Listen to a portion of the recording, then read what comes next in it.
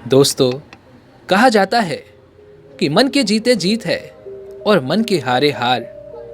महात्मा बुद्ध भी कहते हैं कि जो व्यक्ति अपने मन को जीत सकता है वह व्यक्ति इस पूरी दुनिया को भी जीत सकता है। लेकिन यहाँ पर एक प्रश्न ये उठता है कि क्या मन को अपने वश में करना, अपने नियंत्रण में करना क्या इतना आसान है?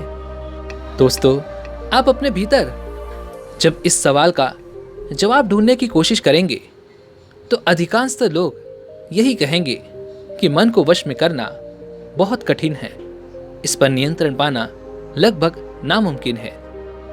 तो यहाँ पर अब दूसरा प्रश्न उठ जाता है, क्या आपका मन आपका है या फिर आप मन के हैं? अगर इसका सही सही उत्तर देखा जाए तो यही जवाब होगा कि मन हमारा है, हम इसके नहीं। लेकिन बचपन काल से ही हमें हमारे अपनों ने ये बता दिया है, ये विश्वास दिला दिया है कि हमारा मन किसी के वश में नहीं रहता और इससे वश में किया भी नहीं जा सकता। यह एक ऐसे घोड़े की तरह है जिस पर लगाम नहीं लगाई जा सकती, जिस पर नियंत्रण पाना बिल्कुल असंभव है। और जैसा कि हमने पहले से यही सीखा है कि हमारे मन को नियंत्रित नहीं किया जा सकता, जिस कारण हम इस पर कभी भी नियंत्रण पाने की कोशिश भी नहीं करते।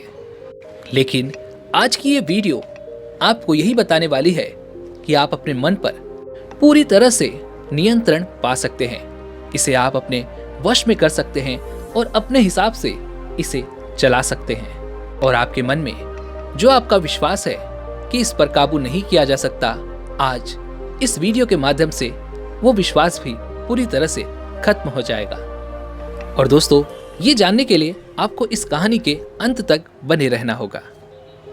बहुत समय पहले की बात है, किसी नगरी में एक वैरागी रहा करता था। वैरागी यानी वो इंसान जिसने सब कुछ छोड़कर अपने जीवन में केवल एक लक्ष्य बना लिया है और उसी के पीछे वो लगा हुआ है। और कोई भी व्यक्ति बेवजह तो कभी वैरागी बनता ही नहीं। वैरागी बनने के पीछे कोई न कोई बड़ा कारण अवश्य होता है। और उस व्यक्ति के वैरागी बनने के पीछे का कारण यह था कि जब वह अपने जीवन को सांसारिक तौर पर जी रहा था तो उसके मन ने उससे कई गलतियां करवाई, कई तरह के पाप करवाए। उसका मन उसके काबू में नहीं रहता था, उसका मन उसका मालिक बन चुका था, जिस कारण वो अपने मन पर नियंत्रण नहीं पा रहा था और अपने मन की भावनाओं में बहता चला जा रहा था। अब यहाँ पर हमें दो बात समझनी होगी। पहली वो, या तो हम अपने मन के मालिक बन सकते हैं या फिर मन हमारा मालिक बन सकता है। और ऐसा ही कुछ उस वैरागी के साथ तब हो रहा था जब वह अपने सांसारिक जीवन में अपने जीवन को भोग रहा था। वह वैरागी जब अपने सांसारिक जीवन में जी रहा था तो उसके पास वह सारी सुख सुविधाएं थी, वह ऐश्वर्य था, लेकिन उसके बाद भी उसके मन में एक गहन पीड़ा थी, चिंता थी, जो उसे हमेशा सता रही थी। और उसने मन के बहकावे में आकर कई सारी बड़ी गलतियां और कई पाप भी किए थे, जिस कारण उसने अपने जीवन को केवल एक लक्ष्य पर निर्धारित कर दिया और उसने इस जीवन से वैराग्य ले लिया। जब वो वैरागी बना, उसके बाद उसने अपने सांसारिक जीवन के सभी लोगों से दूरी बना ली। वह वनों में भटकता रहता, भिक्षा मांगकर भोजन करने लगा, ध्यान करने लगा, तरह तरह की साधनाएं, तरह तरह के उपाय अपनाने लगा। लेकिन फिर भी उसका अशांत मन शांत होने को तैयार नहीं था, क्योंकि उसका मन उसका मालिक था और वह इतनी आसानी से उसे अपने कब्जे से छोड़ना नहीं चाहता था। और यहाँ पर एक बात और समझने वाली है कि जब हमारा मन शांत होता है तभी हम किसी साधना में लीन हो सकते हैं। यहाँ पर तो उस वैरागी का मन शांत ही नहीं था। यहाँ पर वह वैरागी तो अपने मन की अभी भी सुन रहा था। अभी भी उसका मन अपनी उंगली पर उसे नचा रहा था, जिस कारण ना तो वह सही से ध्यान कर पा रहा था और ना ही सही तरह से साधना में लीन हो पा रहा था। इसी तरह से काफी समय बीत चुका था। दिन के बाद हफ्ते, हफ्तों के बाद महीने, और धीरे धीरे उस वैरागी के मन का यह विश्वास भी पक्का होता जा रहा था कि हमारे मन को काबू में करना असंभव है, जिस कारण वह वैरागी अब बहुत ही निराश हो चुका था। वह जो कुछ भी जानता था उसने वह सब कुछ अपने जीवन में उतार कर देख लिया था, लेकिन उसके बाद भी वह अपने मन को अपने नियंत्रण में नहीं ला पा रहा था। धीरे धीरे समय बीतता गया और एक दिन उसे एक व्यक्ति मिला जो कि एक साधारण सा व्यक्ति था। वह ना तो कोई बहुत बड़ा संत था और ना ही कोई बहुत बड़ा बुद्धिमान। वह व्यक्ति तो एक साधारण सा मजदूर था जो अपनी मजदूरी कर रहा था। तभी उसकी नजर उस वैरागी पर पड़ती है और वह मजदूर उस वैरागी के पास आकर उससे पूछता है, क्या तुम्हें कोई सहायता की आवश्यकता है? क्या मैं तुम्हारी कोई मदद कर सकता हूं? क्योंकि तुम बड़े परेशान लग रहे हो। ऐसा लग रहा है मानो तुम अपने सारे प्रयास कर चुके हो और तुम उसमें सफल नहीं हो पाए, जिस कारण तुम बड़े ही निराश लग रहे हो। इस पर वह वैरागी उस मजदूर व्यक्ति से कहता है, तुम यहां से चले जाओ। तुम भला मेरी क्या मदद कर सकते हो? तुम तो खुद एक सांसारी हो। तुम तो इस संसार में जी रहे हो, इसके अंदर उपलब्ध सभी चीजों को भोग रहे हो, तो तुम मेरी मदद कैसे कर सकते हो? तुम भला क्या जानो कि मन को वश में किस तरह से किया जाता है? उस वैरागी की इस बात को सुनकर वह मजदूर जोर से हंस पड़ा और उस वैरागी से कहता है, क्या कहा तुमने? तुम अपने मन को वश में करना चाहते हो? इस पर वह वैरागी कहता है, हाँ, मैं अपने मन को अपने नियंत्रण में रखना चाहता हूं, अपने मन पर काबू पाना चाहता हूं, और इसलिए मैंने अपना सब कुछ छोड़ दिया है। मेरे पास किसी चीज की कोई कमी नहीं थी, लेकिन मैंने अपना पूरा जीवन केवल अपने इस एक लक्ष्य पर लगा दिया है, और यह है कि मैं अपने मन को काबू में कर कर ही रहूंगा। तभी वह मजदूर उस बैरागी से कहता है कि मन को वश में करने के लिए तुम्हें सांसारी जीवन छोड़ने की कोई आवश्यकता नहीं है। तुम जिस जीवन में जी रहे हो उस जीवन में भी तुम अपने मन को वश में कर सकते हो, लेकिन केवल एक चीज जो तुम्हें छोड़नी होगी। इस पर वह बैरागी उस मजदूर से कहता है कि वह क्या चीज है जो मुझे छोड़नी पड़ेगी। तभी वह मजदूर उस बैरागी से कहता है, तुमने आज तक जो भी गलत जानकारियां इकट्ठा की हैं, उन्हें तुम्हें अपने भीतर से निकालना होगा, उनका त्याग करना होगा, क्योंकि जो भी जानकारियां हम ग्रहण करते हैं उसी के आधार पर हमारा मन बनता चला जाता है, अर्थात हमारे मन का निर्माण होता है। इस पर वह वैरागी उस मजदूर से पूछता है कि भला ये कैसे हो सकता है? हमारा मन हम कैसे निर्माण कर सकते हैं? इस पर वह मजदूर बैरागी से कहता है कि मान लो आज तक तुमने कभी भी सेब का स्वाद नहीं चखा है, तो क्या तुम्हारा मन कभी भी उस सेब को खाने के लिए कर सकता है? नहीं ना। इसीलिए हमारे मन का निर्माण हम खुद करते हैं। हम जो जानकारियां ग्रहण करते हैं उसी से हमारे मन का निर्माण होता है। तभी वह वैरागी उस मजदूर से कहता है, क्या आप मुझे इस विषय के बारे में कुछ और समझा सकते हैं? कुछ और ऐसी जानकारियां जिससे मुझे और ज्ञान प्राप्त हो सके। तभी वह मजदूर बैरागी से कहता है, यदि तुम अपने मन को अपने वश में करना चाहते हो, इस पर सचमुच अपना नियंत्रण पाना चाहते हो, तो तुम्हें जो कुछ भी मैं बता रहा हूं उसे तुम्हें ध्यान से सुनना होगा और इसे अपने जीवन में उतारना होगा। वह बैरागी कहता है, जी हाँ, बिल्कुल, मैं इसके लिए पूरी तरह से तैयार हूं, क्योंकि मैंने इसके लिए सब कुछ छोड़ दिया है और मैं अब अपने मन को पूरी तरह से अपने वश में करके ही रहूंगा। आप मुझे बताइए, मुझे क्या करना होगा? इस पर वह मजदूर उस वैरागी से कहता है, तुम तब तक अपने मन को वश में नहीं कर सकते जब तक तुम अपने मन की जड़ों को देख नहीं सकते।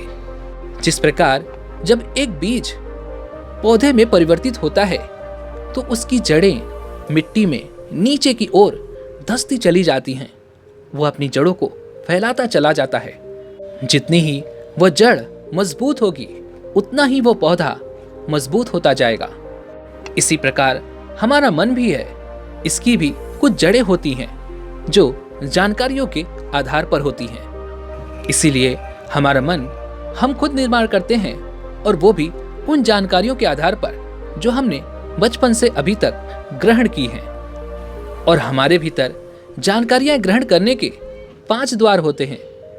पहला द्वार हमारी आंखें हैं, जो हम देखते हैं, फिर वो चाहे अच्छा हो या बुरा, वो कुछ भी हो सकता है, जो हमारे लिए हमारे मन में एक बीज की तरह काम करता है।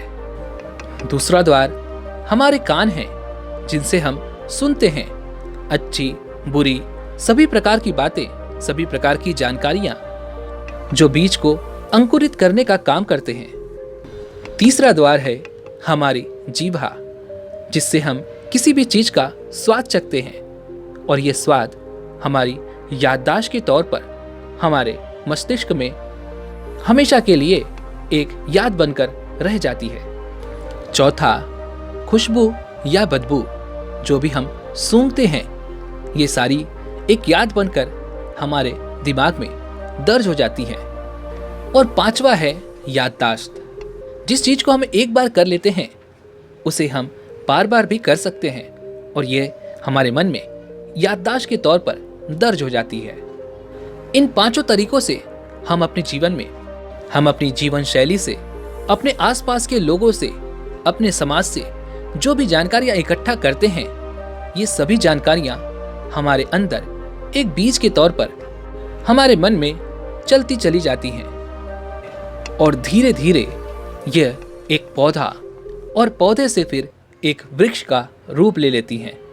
आपने ये तो सुना ही होगा कि हमारा मन एक मिट्टी के समान है, जिसके अंदर हम जिस तरह का बीज बोएंगे, ठीक उसी प्रकार का वृक्ष, या फिर यूं कहें कि ठीक उसी प्रकार का फल हमें हमारा मन देता है। ठीक इसी प्रकार यदि आप आज एक गलत जानकारी अपने भीतर यानी अपने मन को देते हैं, तो वही जानकारी आपको आगे चलकर एक बड़े रूप में देखने को मिलेगी, यानी कि एक बड़े से विशाल वृक्ष के तौर पर आपका मन वही आपको लौटाएगा। आजकल हमारे आसपास इतनी जानकारियां होती हैं, इतना कुछ हम देखते सुनते हैं कि उसमें से सही और गलत हम नहीं पहचान पाते, जिस कारण हम अनजाने में ही अपने मन को गलत बीज दे देते हैं, और वह बीज धीरे धीरे उत्पन्न होने लगता है, अंकुरित होने लगता है, और वह एक विशाल वृक्ष का रूप ले लेता है।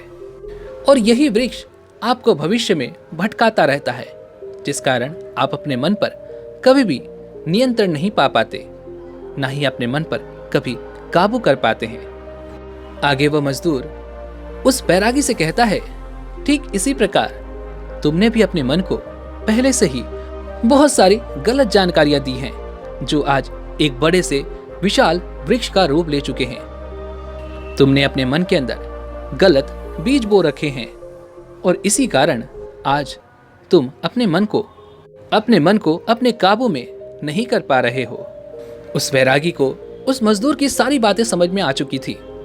तभी वह वैरागी मजदूर से पूछता है, अच्छा तो अब मुझे ये बताइए कि मैं किस तरह से अपने मन पर अपना नियंत्रण पा सकता हूँ, क्योंकि जो गलतियां मैंने की हैं वो तो अब हो चुकी। जो गलत जानकारियां, या फिर यूं कहें कि जो गलत बीज मैंने अपने मन को दिए हैं, अब तो वो विशाल वृक्ष का रूप ले चुके हैं। तो अब मैं भला कैसे अपने मन पर फिर से नियंत्रण पा सकता हूँ? इसका कोई तो उपाय होगा। इस पर वह मजदूर कहता है कि जिस तरह से तुमने गलत जानकारियों के बीज अपने मन में बोए थे, ठीक उसी प्रकार अब तुम्हें लाखों अच्छे बीज भी अपने मन में बोने होंगे। इसलिए अब से तुम्हें ध्यानपूर्वक पूरे दिन भर बस ये देखना है कि तुम्हारे इन 5 द्वारों से तुम्हारे भीतर क्या जा रहा है।